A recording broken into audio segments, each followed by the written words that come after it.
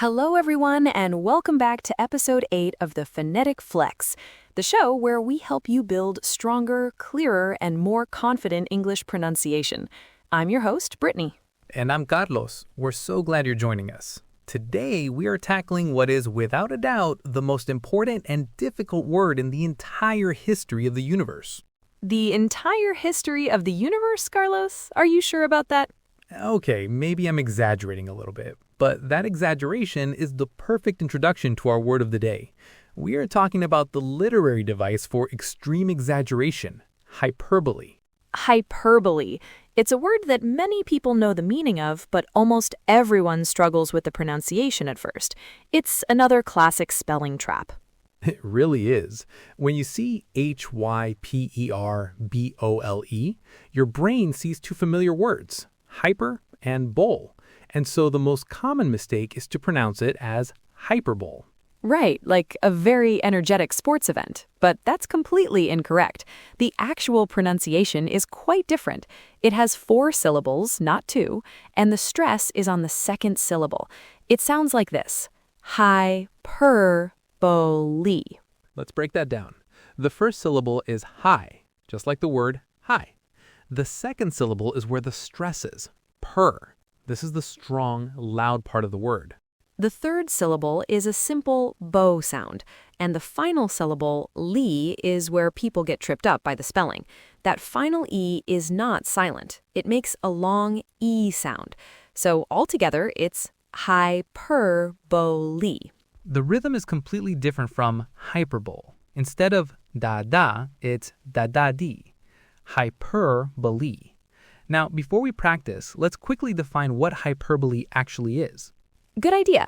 Hyperbole is the use of extreme exaggeration to make a point or to show emphasis. It's not meant to be taken literally. It's a way of adding color, humor, or emotion to what you're saying. Exactly. Like my introduction, saying this word was the hardest in the universe. Or when you come home from a long day and say, "My feet are killing me." Your feet are not actually ending your life, you're just emphasizing that they're very sore.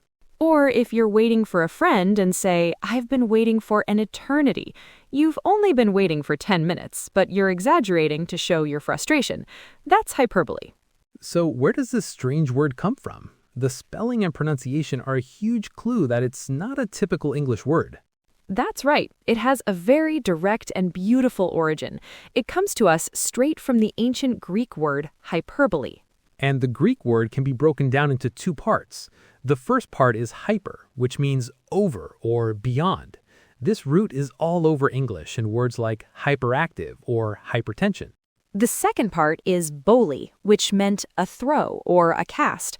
So hyperbole literally meant an overthrowing or a throwing beyond. What a perfect image.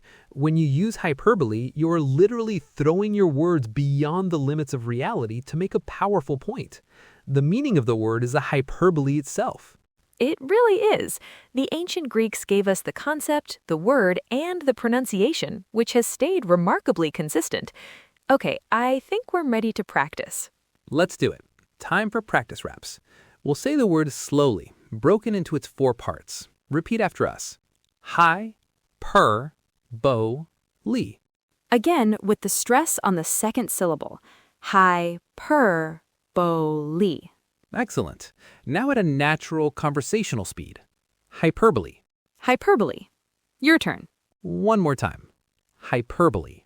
Perfect. Now, this whole topic of literary devices with Greek origins brings us to our listener mailbag segment. It does. What's our question this week, Brittany? This question comes from Chen in Taiwan. Chen writes, "Hello, learning about hyperbole is very useful. It made me think of another word from my literature class that I find confusing, simile. It looks like the word smile, but I know that's wrong. Can you explain how to say it and what it means?" Chen, that is an absolutely perfect question to pair with hyperbole. You're right, it does not sound like smile at all. It's another spelling trap. The correct pronunciation has 3 syllables, and the stress is on the first syllable. It sounds like simile. Simile. Just like hyperbole, that final E makes a long E sound. The first syllable, sim, gets all the stress. So what is a simile? A simile is a figure of speech that directly compares two different things, and the key is that it always uses the words like or as to make the comparison. Right. For example, he is as strong as an ox. You're comparing his strength to an ox's strength using the word as. Or her smile was like sunshine.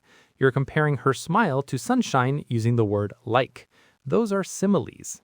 Now, people often confuse a simile with its close cousin, the metaphor. A metaphor also compares two things, but it does it directly without using like or as. A metaphor says something is something else. Let's use the same examples. The simile is he is as strong as an ox. The metaphor is he is an ox. It's a more direct and powerful comparison. And the simile is her smile was like sunshine. The metaphor is her smile was sunshine. The easiest way to remember is that a simile uses like or as. Exactly. So let's practice the pronunciation of simile. Repeat after us. Simile. Simile. Let's try it in a sentence. The poet used a beautiful simile to describe the sunset. The poet used a beautiful simile to describe the sunset. Excellent. Thank you for that wonderful question, Chen. It's great to connect these literary terms together. Yes, thank you. Okay, let's bring it all back home to our word of the day, hyperbole, for one final practice round with some new sentences. Let's do it. Repeat after us. His use of hyperbole made the story much more entertaining. His use of hyperbole made the story much more entertaining. Saying you have a million things to do is a common hyperbole. Saying you have a million things to do is a common hyperbole. The advertisement was full of hyperbole, claiming the product was the best in the world.